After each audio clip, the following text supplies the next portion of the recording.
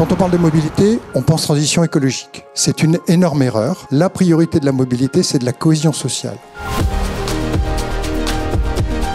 On est bien conscient que cette transition ne peut pas se faire contre les gens.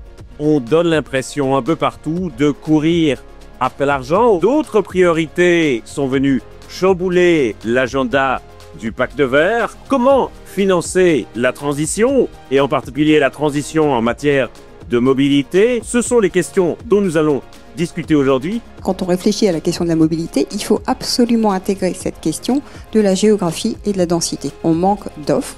Le sujet aujourd'hui, c'est d'investir dans des zones qui sont les grandes couronnes des agglomérations, là où vivent les Français.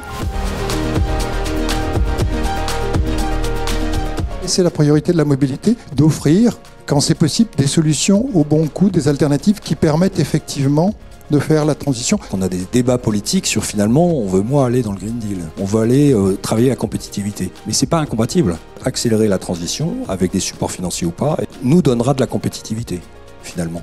Pour que nos industries, du bus ou d'autres choses, puissent exporter, puissent innover, puissent apporter des solutions.